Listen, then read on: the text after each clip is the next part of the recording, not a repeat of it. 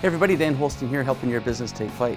Do you ever feel in your role that you're a little bit overwhelmed or just have far too much on your plate and you can't get to all the important things that you want to work on? That sometimes happens when we think we have to be a brainiac. In other words, the smartest person in the room, hanging on to everything. So this week I want to share with you some strategies on how to get unstuck, because the smart resources that you might need, you probably already have.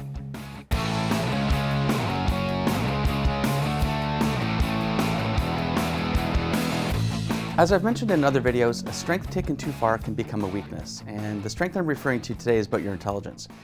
To be able to make it in business when you start off, you've got to be bright, you've got to be hardworking, and you've got to make good decisions, and you've got to have all the answers yourself, right? There's no one else to give you the answers. You've got to figure it out. And that becomes a real strength, that problem solving, that strategizing, that figuring things out on the fly in the midst of chaos. That's a real strength when you're in your early days as a founder, getting the business going. But over time, as you add team members, that strength starts to become a weakness for you, because if you are the one with all the answers, or feel you have to be the one with all the answers, what's going to happen? Your team is going to be trained by you to come to you for the answers.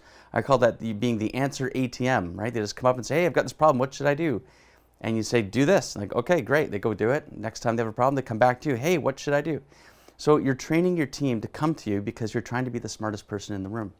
Now, you hired your team members because they've got intelligence of their own, and they've got a good work ethic, and they've got abilities, and they've got skills. So why are we undercutting them by providing all of the answers for them? You know, our role as a leader is to drive down execution and accountability and create leaders below us. How do we create a leader if we don't give them the chance to lead, right? So the next time someone is coming to you with a problem, ask them for the answer. Don't feel like you have to give it out. And it's going to feel kind of funny, like you're putting them on the spot.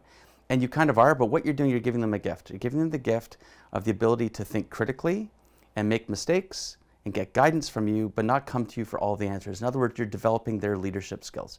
You're developing their capabilities. And they're going to love it because they're going to feel more valued, that they're bringing more contribution and input to the business, and being able to feel like they're really making a difference as well.